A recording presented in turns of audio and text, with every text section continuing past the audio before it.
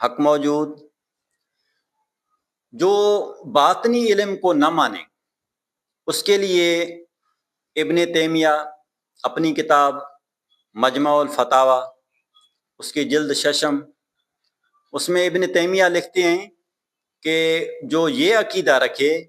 کہ میں ظاہری علم حضور نبی کریم صلی اللہ تعالیٰ علیہ وآلہ وسلم سے حاصل کرتا ہوں اور مانتا ہوں، یعنی شریعت کا علم، لیکن جو باطنی علم ہے وہ میں حضور سے نہیں مانتا، تو ابن تیمیہ کہتا ہے کہ وہ کافر ہے۔ یہاں پہ یہ سمجھنا چاہیے کہ ابن تیمیہ ان عالم دینوں میں سے ہے جو یعنی یوں سمجھیں کہ بزرگان دین کے بھی جو ہے دشمن ہیں، اور وہ پہلے شخص ہیں جو حضور نبی کریم صلی اللہ تعالیٰ علیہ وآلہ وسلم کا حیات النبی کا انکاری ہے۔ ابن تیمیہ حیات النبی کے انکاری ہیں۔ وہ شخص بھی مانتا ہے کہ حضور نبی کریم صلی اللہ تعالیٰ علیہ وآلہ وسلم جو اس دنیا میں تشریف فرما ہوئے تو ظاہری علم کے ساتھ ہوئے اور باطنی علم کے ساتھ ہوئے، یعنی دونوں علم کا ہمارا جو سورس ہے وہ حضور نبی کریم صلی اللہ تعالیٰ علیہ وآلہ وسلم کی ذات پاک ہے، یعنی حضور نبی کریم صلی اللہ تعالیٰ علیہ وآلہ وسلم ظاہری علم کے بھی مالک ہیں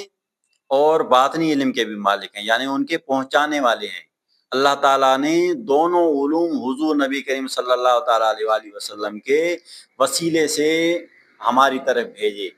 یہ کوئی نہ مانے کہ بھائی میں باطنی علم کسی اور سے مانتا ہوں، یہ کہتے ہیں کافر ہوتا ہے۔ اور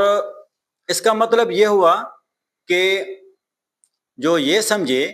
کہ حضور نبی کریم صلی اللہ علیہ وسلم ظاہری علم کے مالک ہیں، یعنی شریعت کا علم وہ ہمیں دے رہے ہیں، یعنی زندگی کس طرح گزاریں، عبادات کس طرح کریں، زکوٰۃ کے مسائل، حج کے مسائل، روزہ کے مسائل، کلمہ طیبہ کے مسائل، میراث کے مسائل، جو اس دنیا میں مسائل ہیں ان سب کا علم ان کے مالک حضور نبی کریم صلی اللہ علیہ وسلم ہے، لیکن باطنی کے نہیں ہے۔ تو ابن تیمیہ کہتا ہے وہ کافر ہے۔ یہ آپ عقیدہ چھوڑ دیں، یہ غلط ہے عقیدہ۔ حضور نبی کریم صلی اللہ تعالیٰ علیہ وآلہ وسلم ظاہری علم کے بھی بانٹنے والے ہیں، پہنچانے والے ہیں، اور باطنی علم کو بھی وہی پہنچانے والے ہیں۔ یعنی ہم لوگ جو کسی بزرگ کے ہاں بیعت ہوتے ہیں اور ان سے باطنی علم حاصل کرتے ہیں تو وہ چین بائی چین یہ علم حضور نبی کریم صلی اللہ تعالیٰ علیہ وآلہ وسلم کی طرف سے ہماری طرف آ رہا ہوتا ہے، وہاں سے عطا ہو رہی ہوتی ہے۔ یہ عقیدہ رکھنا چاہیے۔ یہ عقیدہ آپ مت رکھیں کہ بھائی میں کسی اور سورس سے حاصل کر رہا ہوں، کسی روح کے سورس سے، کسی اور سورس سے، اپنی مشقوں کے سورس سے۔ یہ سارے عقائد جو ہیں کمزور عقائد ہیں۔ ابن تیمیہ جیسا بندہ کہتا ہے کہ دونوں علوم جو ہیں حضور نبی کریم صلی اللہ تعالیٰ علیہ وآلہ وسلم کے وسیلے سے ہمیں مل رہے ہیں۔